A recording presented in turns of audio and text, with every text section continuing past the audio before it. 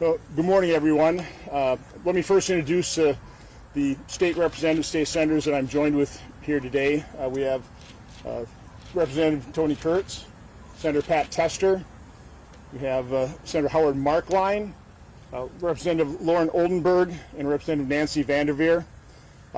These are individuals that serve this area, are responsible for their constituents. I think we all want to thank the members, the finest among us, the members of the military, those serving here at Fort McCoy, the members of the interagency group, State Department, Department of Homeland Security, who I think we're all very confident that they will fulfill their role with dedication and professionalism. I do want to start out because I think this is pretty important. Again, the understanding the viewpoint of the men and women, again, the finest among us that served in the military, particularly those in Afghanistan. We have certainly heard, and of course Tony Kurtz served in Afghanistan as well as Iraq. But we have heard, all of us, from those people who this issue is very near and dear to their heart.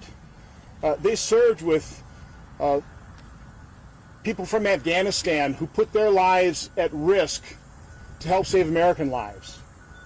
And so they are very vested in having an organized process for those individuals whose lives are at grave risk now within the chaos of Afghanistan, of helping get those individuals here safely in America and fully integrated successfully in our society. I was on the phone earlier with Jason Church and Derek Van Orden,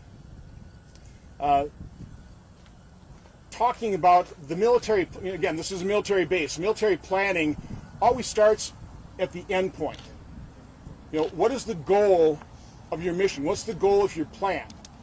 And I think the overall goal is something we all share. Is first and foremost, make sure that every American citizen in Afghanistan would get out safely before the chaos began. Certainly the goal would have been to get those special immigrant visa holders and others that worked for Americans whose lives are in grave danger now, to get them out ahead of time, fully vetted, but safely, and then integrate successfully into American society. That is the goal. It still is the goal. It could have been accomplished, but unfortunately it wasn't. So what is happening right now is a travesty. It's a disaster. It's a large enough disaster that there are people working this problem that obviously value their careers, but they are starting to reach out to members of Congress, to their state representatives, and they're talking about the chaos that they are witnessing. The fact that we don't know who a lot of the people are that are being transported out of Afghanistan right now. There are people being transported that don't have any ID whatsoever.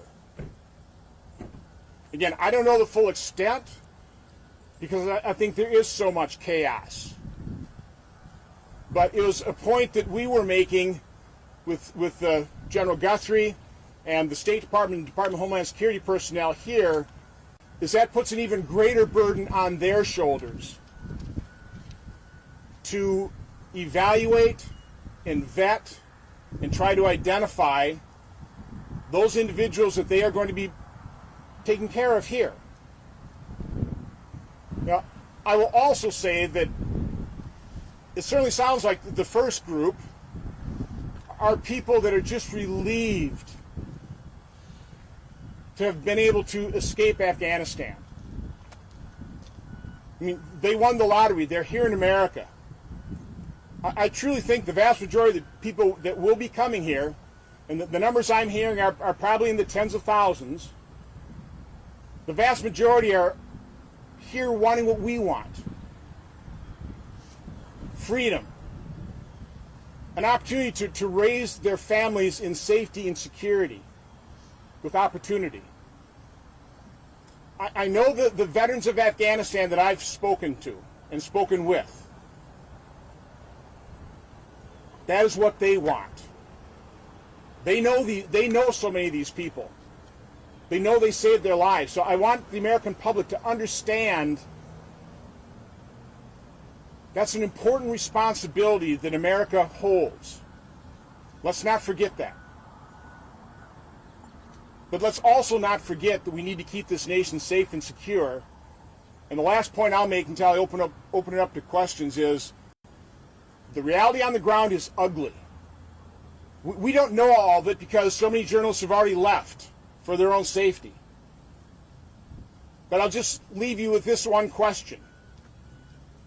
How many special immigrant visa holders do you think the Taliban are letting into Kabul airport right now? How many people that are the folks that are Afghanistan veterans want to pull out to safety? How many of those people do you think the Taliban are allowing through the gates of Kabul airport? Again, this didn't have to end this way. This is a travesty. This is disaster. This is incompetence on the part of this administration. And there's simply not enough lipstick to put on this pig at this point in time. But I will end once again saying that the finest among us, the men and women of the military here on this base in Fort McCoy, they will do everything they can to serve honorably and to do as best job they can to help the people coming here and keep this country safe. So with that, I'm happy to open up to questions. Senator, on the ground today, what did you see inside? What did you hear from officials on Fort McCoy about what is actively happening? And did you talk with any of the refugees who have arrived here? No, we weren't able to speak to any of the individuals. There's a little over 1,000 people have come here. They believe their capacity is going to be at 10,000. They're starting to get regular updates in terms of what flights are going to arrive, but we don't know really the pace, so we don't know when they're going to hit that 10,000 person capacity. They're setting up the process.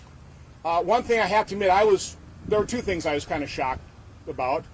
Is first of all, the commanding general had no idea that he was going to be serving in this capacity, that this was going to be the mission Fort McCoy till 10 days ago.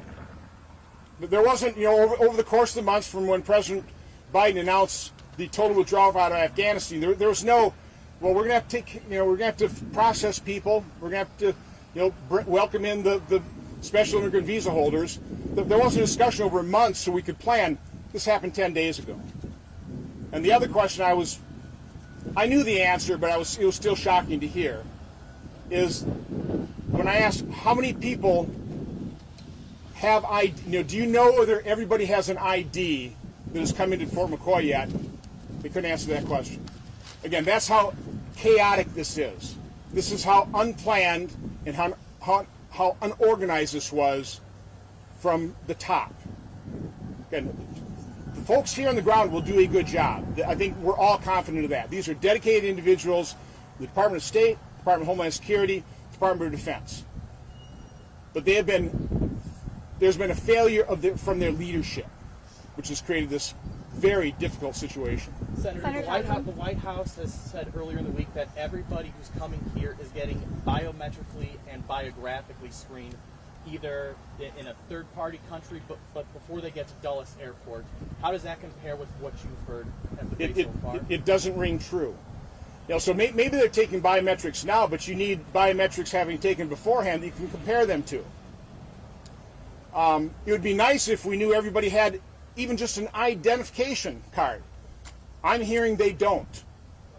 And again, it should be quite telling that, when I asked the general, do you know that everybody here has at least an ID? Again, not his fault. He said, no, we don't know that. So that speaks volumes. So I know that the administration is going to be telling you, this is what we're doing. This, like it's all organized. So it was all pre-planned. It's not organized. It wasn't pre-planned. It is chaos. And so again, that's what I was trying to convey to the folks here on the ground, is understand how disorganized, understand the potential danger. Again, who do you think this Taliban is letting into and through the gates of the Kabul airport? Just ask yourself that question. And that's what I'm asking the folks here on the ground to ask themselves that question too, and be on guard for that possibility. Senator Ron Johnson, you spoke about potential danger. What is your main concern as Fort McCoy continues to take on Afghanistan? Well, again, I think I have two concerns. I share the heartfelt desire of our Afghanistan veterans who worked with so many people in Afghanistan as allies, whose lives have been saved by some of these people. They want them out of danger. They don't want them slaughtered by the Taliban.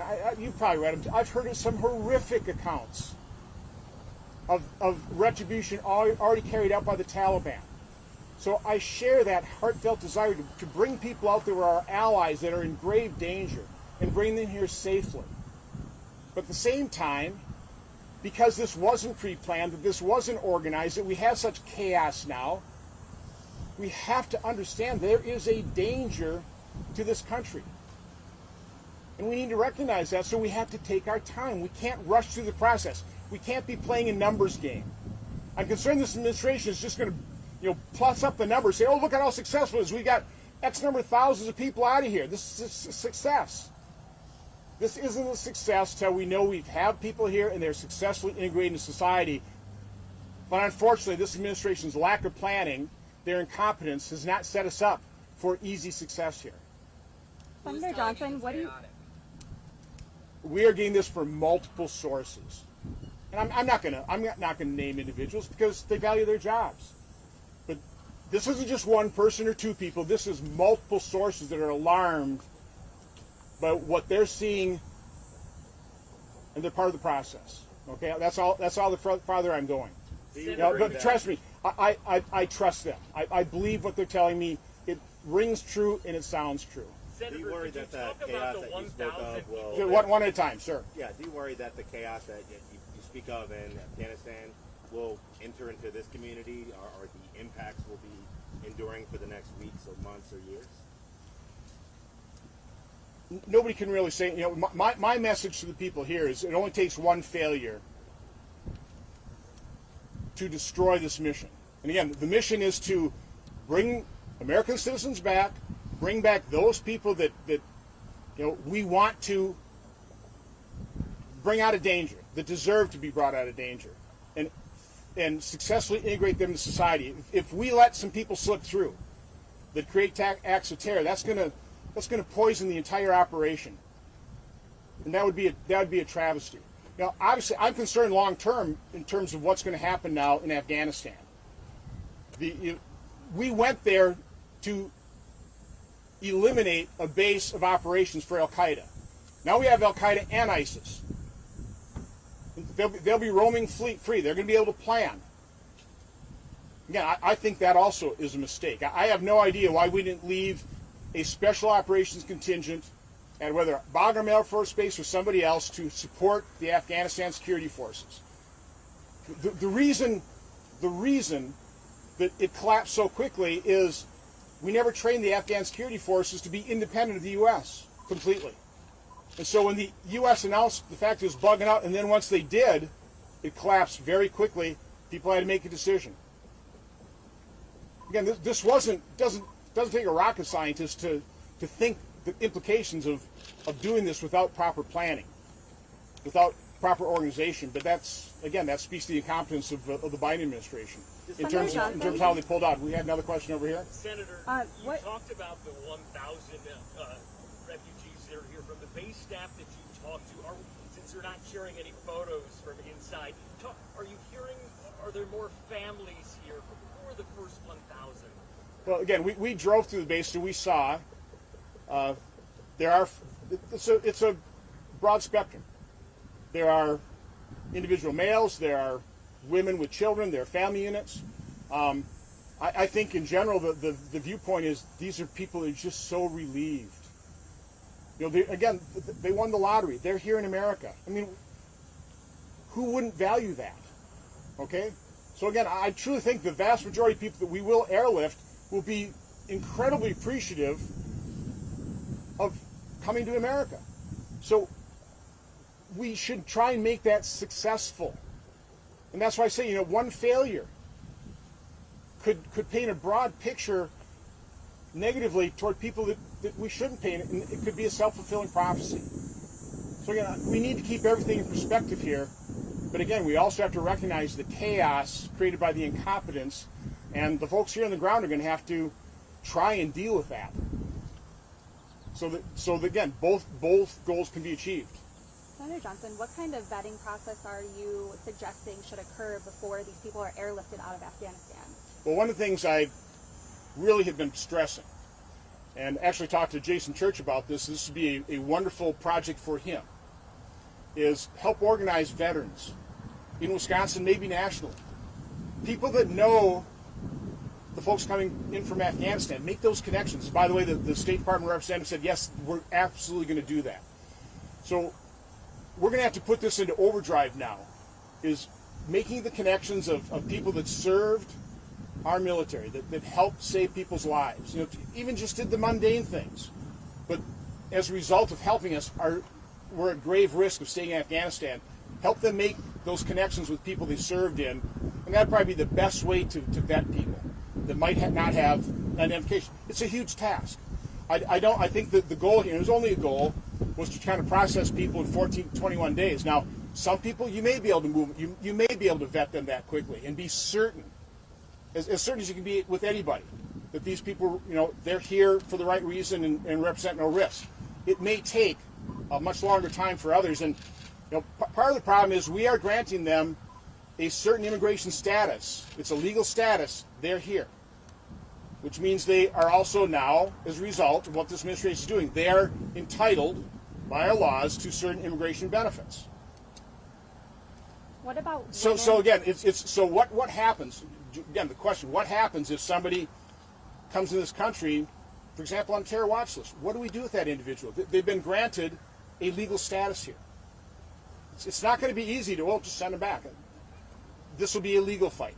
This is what this administration, through their competence, has opened us up to. What about women or other vulnerable parties, journalists, professors, people like that who are also asking for help? Well, again, I would hope that the Taliban would let some people through, but I don't have a great deal of confidence in the Taliban being humanitarians all of a sudden. This is a brutal regime. Again, I think you've heard some of the accounts. It's so brutal I can't even talk about them in an interview. But I'm highly concerned. And again, I just don't see the Taliban in their good graces allowing people that helped the U.S. military in any way, shape, or form. I see them letting some people that could be a real problem for us through. Senator Again, Johnson. it's a nasty reality, but we have to face that. Senator Johnson, just to clarify, so what we've been told by the White House is that these people who are under the special immigrant visas or under those P2s, those different verifications that are allowing them to come here, that they're going to other bases in other countries first, finishing their process, which typically takes about 2 years, depending on where they're at in that process, and then they're coming to the U.S. Is that not your understanding that that's happening? So my understanding is that the number of people that really are the special immigrant visa holders is a pretty small percentage of the people that we're transporting here now. It's not, these aren't all special immigrant visa holders. It's a small percentage. Okay, and unfortunately there's a pretty large percentage of people that don't even have ID. But I don't know what the truth is. I mean, listen, I've been investigating for like 6 years. It's hard to get the truth out of any administration. That they hold information pretty close to the vest. One of the reasons we're here and holding this press conference right now is to ask the questions the American public should be asking, should be demanding answers to. So, personally, I'm not taking anything the administration is saying at face value. Again, they're gonna try and put lipstick on this pig, but there's not enough lipstick. Okay, so we need to verify what they're saying. And quite honestly, I need people to come forward that know what's happening. And I need people that are willing to go on the record and tell us what's actually happening. And that's ongoing. One of the commitments I try to get out of people here in Fort McCoy is, if you're feeling uncomfortable, if you think you're being rushed and you're putting the American public in danger, you have to reach out to the people's representatives, the people that have been, we've been elected. We have that responsibility to our constituents. They have that responsibility to us to keep us informed. Now, hopefully that won't happen. Again, I got my fingers crossed. I'm hoping this all works out well, and there are no failures, and people are successfully integrated into American society. But I'm not willing to ignore reality, and I'm going to tell the American public the truth, what I know, okay, and what I don't know. So I don't know all these things, but this is what we're hearing from multiple sources. Senator Dunn. Does Fort McCoy have the resources it needs to do this? And if everything else is chaotic, how will it be a smooth operation here? Well, General Guthrie assured us that he is getting every bit of support that he needs from the military. They flew in personnel, like something like 1,000 people, military police unit to come, and so he is getting all the resources he needs. Again, that's why I say I'm confident that the people here on the ground and the United States military here will do their job with dedication and professionalism. So there's no question of resources in terms of being able to do that job. So let's not rush the process. Okay? And again, I think the best way to vet people is, put out an APB to military personnel that know folks that want to see, be safe and sound, to contact the State Department, contact the Department of Defense, and say, listen, I'm happy to vouch for these people that I know. If you hear of them, let me put me in contact. I think that's the most efficient way of trying to do this, and probably the most certain way of trying to come to grips with, how do we let people in, and how do we successfully integrate them into American society. Again, that should be the goal. Senator. That process, how long is that process? Are they here for a month? Are they here for a couple of weeks? Well, again, are they here for years? I mean, when do you finally release it? So the representative of the State Department was hoping it could be 14 to 21 days, and in some cases that may be possible. I don't believe we should set a set period of time. If there's a question, if there's a doubt, I think we're going to have to hold those people. And again, if this the administration is going to want to try and get you to believe. Listen very carefully to what they say. But they're going to want you to believe that these are all special immigration visa holders. We've all tested them biometrically. We might test them biometrically. We've got nothing to compare it to. Okay? So listen very carefully. But to the extent that we don't have even ID on people, or we don't have a biometric database to match them to, we're going to have to be very careful, and we shouldn't rush the process. It's not worth taking the risk. So I wouldn't put a time. So for some people, it may be obvious. They may already have the special immigrant visas, and that can happen pretty quickly. But for others, it might be quite some time. And again, if anybody slips through that, we end up finding out through the biometrics that they might be on a terror watch list or something. That's going to be a real problem for us, because we've already granted them legal rights here in this country. Senator, what do you foresee your involvement in this looking like moving forward? Do you plans to come back and speak with refugees here? What does that look like for you? Well, I did, because I know the State Department representative is going to rotate out, and I asked her to please make sure that her replacement at least has a phone call with me. But whether I've got to come back here or just saying constant communication with people, that's what we've basically set up here. I put a burden on them to keep us informed so we can keep the American public informed, and state legislators, state senators here, I'm sure will be watching this as well. Okay, so again, that's why I'm so thankful that they came here. They're concerned about their constituents. They deserve answers, and they'll be manning them as well. Okay. Senator, I guess one more question. No, right here. And How do you plan to balance the sense of urgency with such a thorough vetting process as the situation in Afghanistan is expected to get worse? Well, again, once people are out of danger, I'd say, what is the urgency? So I would rather err on the side of caution in terms of keeping this nation safe.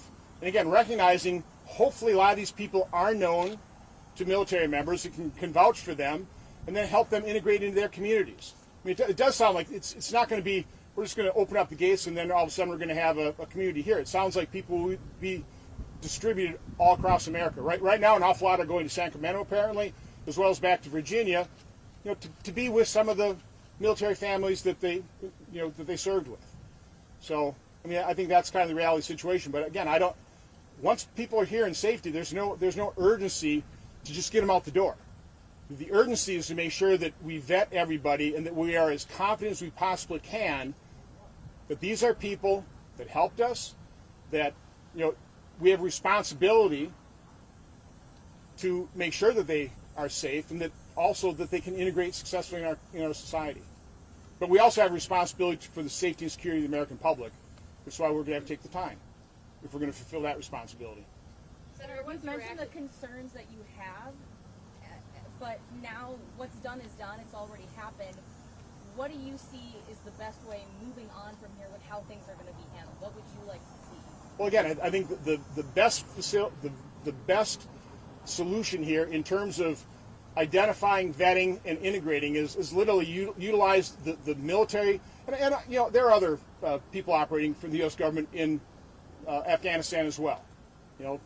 Other government agencies. So setting up pretty much, I don't know, call it a hotline or whatever, so that those individuals who served with these people in Afghanistan are known, they're concerned about people, and we can start identifying and make those connections. To me, that's the most certain way. Because, again, it just doesn't sound like there's a whole lot of people that were pre-vetted. This, again, because of the incompetence, the lack of planning, the chaos, again, this didn't have to happen. But here's where we're at. Here's the reality situation. So, to me, that's the best way out of this. Okay? Senator, do we know how much this housing and relocating will cost Wisconsin by any chance? Well, it shouldn't cost Wisconsin anything. This is a U.S. government, so I'll certainly be making sure that the U.S. government pays for this one. Okay? Senator, talking about the current administration, President Trump also desired to leave sooner. Do you believe the results would have been different? I would hope so. Certainly, our council was always conditions-based. Again, I was never in favor of total withdrawal. Again, I thought after 20 years, after the sacrifice of the finest among us, if we could provide a stabilizing force to support the Afghanistan military, I thought, again, keep the terrorists at bay, not give them another haven which they could plot against the U.S., I thought that would have been the right course. So I never agreed with total withdrawal. But a drawdown, limiting it to special operation forces, I thought would have been, had I been sitting in the Oval Office, that's probably the choice I would have made. But I would have hoped that the previous administration would have done a lot better job planning this out. And let's face it, this administration had 7 months plus in office. And it's telling. Let me repeat, the fact that the commanding general here didn't even know that this was going to be his mission at Fort McCoy till 10 days ago. I want that sinking in.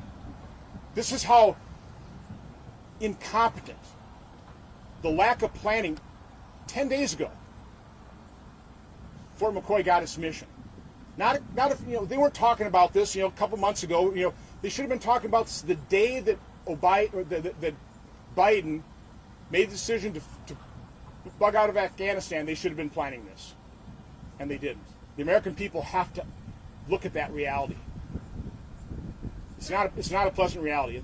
I think one last question here. Speaking on the administration as well, what do you think of Biden saying he still is sticking with the August 31st deadline for evacuation? Do you think that's reasonable? I think it just proves, sadly, tragically, who's really in charge of Afghanistan right now. And really how, and I don't say this with any joy at all, how impotent America is under this administration. It's a very, very sad reality. Thank you. Any of the state lawmakers want to weigh in on questions you had when you came in, and if those were answered, and just your general thoughts on what you saw and heard today? You guys can say if you want to. You're all adults. I got to go. Thank you, Senator. Thanks, Senator. If you contact Vanessa from our office, who you RSVP'd for, we're going to try to get her those photos of the inside as soon as possible. So thank you. Yeah. So I'm Senator Markline. My district is just to the east of here. And last week we had the Juneau County Fair. And I had a number of constituents come up to me during the fair last week and sharing security concerns. I think the vast majority of the constituents that I serve are sympathetic to the Afghan refugees that are here. those Afghan refugees saved us a lot of lives over the last 20 years in Afghanistan. We need to make sure they're protected. But as Senator Johnson alluded to, I think the concern is, if we have to be perfect when it comes to the vetting process. If we're not perfect, we run the risk of another terrorist attack here in this country. And I think that's the concern that I've heard from my constituents, and that concern that Senator Johnson raised in our briefing here today, and that we raised as well. Senator, what will you tell your constituents after your visit today? Do you feel comfortable seeing the security measures in place and seeing it firsthand versus hearing about it? I think that we all conveyed, Senator Johnson especially conveyed the concerns that he has on behalf of the American people, and the concerns that that I've heard from my constituents. So it's clear on the ground here that they heard our concerns, and I feel much better. I'm glad I was here today. I'm glad I had the opportunity to talk firsthand with the people here on the ground, and they're professionals. They're very competent. They understand it. They understand the concerns that we have. So at a minimum, I'm glad that we conveyed our concerns to them. So I'm glad we had this opportunity. I feel much better, at least sharing the concerns on behalf of my constituents that we hear on the ground. Senator, can you describe what you saw during your time inside the fort? So I'm State Senator Patrick Tesson. I represent the 24th Senate District, which we are in currently. And to sum up what Senator Markline and Senator Johnson have said, this continues to be a very fluid situation. General Guthrie, as Senator Johnson mentioned, was notified 10 days ago. I mean, what we saw in the fort today, I mean, we saw a number of refugees of a very diverse background, women, children, some families, single adults, and there's going to be more that come in. And I'm confident that General Guthrie and his team will continue to execute this mission that has been put on their plate. It's going to be a very difficult situation, but I believe we have a moral obligation as a nation to not only get our people out of Afghanistan, but to also ensure that we get all those who have helped our efforts over the course of the last 20 years to get them to safety. It's a very chaotic situation, and they shouldn't have to come to a chaotic situation when they get here to America. So there are still a lot of questions that need to be answered. There are still questions, as Senator Johnson raised, as far as the vetting process. But I do think we have to take our time and our due diligence to ensure that we have the right people here who are fleeing a very, very chaotic and tenuous situation overseas. Since you've been inside, sir, and have served here, lived here, are they staying in open bay barracks? Have there been dining facilities prepared? Are there medical facilities for these people? I mean, what has actually been provided? Yeah, so they are staying inside barracks. I believe as of right now, we are told that they are receiving 2 warm meals a day. The goal is to up that to 3 here in the near future. And so they are being taken care of very well. Medical screenings as they come in, they are being tested for COVID and taking proper protocols. They will have the option, if they so choose, to receive a COVID vaccine. So I have the utmost confidence that the medical team here is doing everything that they can to ensure that these people's health are being taken at the highest regard. Have you been given any insight when they are resettled, how many will actually remain in the state of Wisconsin out of all that come here to the base? Yeah, based on the conversations that we are given, it sounds as though many are going to be relocated to other parts of the country through a network of charitable organizations. There will likely maybe some that stay here in Wisconsin, but from what we've been told at this time, it's probably going to be a very small number. But again, we hope to be updated by General Guthrie and his team as this situation continues to evolve in the weeks and months to come. Like dozens, hundreds? We can't say for sure right now. Does a lot of that depend on the resettlement agencies here in Wisconsin and what they can take on? And yeah, that's going to be questions that continue. But these are national efforts. I mean, you have organizations, I think they set up to 9 of them. Way to go. Thank you. But, Sorry, Channel 8. I mean, this is a national effort, so it's not just obviously folks in Wisconsin. And I just want to echo what Senator Johnson said and my colleagues. You know, the military, less than 10 days, they mobilized this. You know, you had a MP battalion out of Fort Hood that's here right now. You have all the National Guard members over at Volk Field that's taken all the flights. So, you know, this is a tremendous example of how well our military does when they're called upon. And I just don't want to forget that. And from what they've done inside, They got a whole medical team. They're doing a fantastic job there. And to Senator Johnson's point, we need to take time once they get out of harm's way to make sure that we just take our time, make sure we're getting the right people and doing the proper vetting. So. How many reservists or guard members have been called up to facilitate this effort? General Guthrie said right now about 1,000 personnel.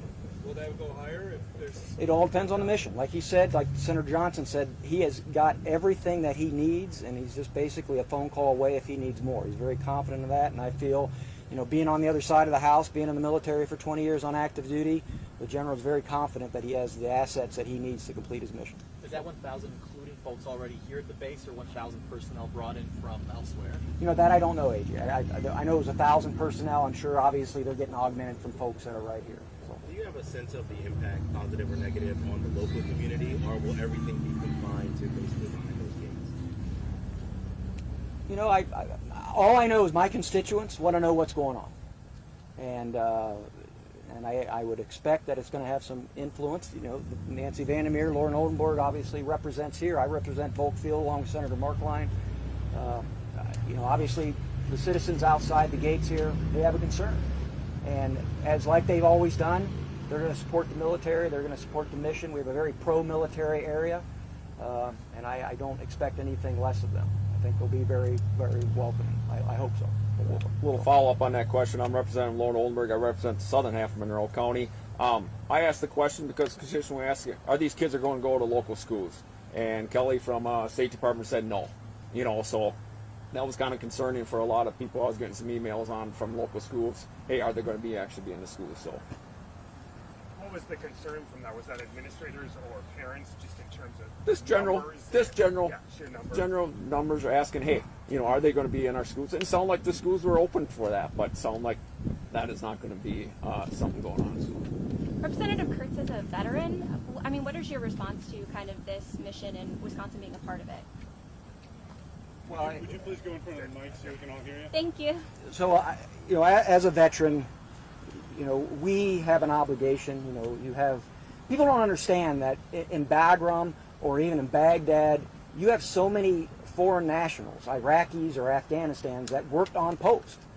They worked in Bagram, they worked in Baghdad, and they came and gone every day, and they had security checks, etc. So, over time, they began, they developed friendships with military. You had all the interpreters that literally saved Americans' lives. So, when you're on the military side of the house, we do have an obligation to these people, because if they stay in Afghanistan, those families, the Taliban, they don't comply with the Geneva Convention. As you heard Senator Johnson, the stories that are coming out are horrific, and I don't think the vast majority of the American people understand that. And so Wisconsin has a critical role. We have an obligation, but to Senator Johnson's point, once we get those people out of harm's way, is it somewhere in Europe? Is it here in the States? We need to make sure that they're here for the right reasons. And like Senator Johnson said, I completely agree. The vast majority of them are here for the right reason. But all it takes is one. And we got to make sure we do our due diligence. So, Thank you. Thanks, everybody. Thank you for sticking around. Thank you. Thank you.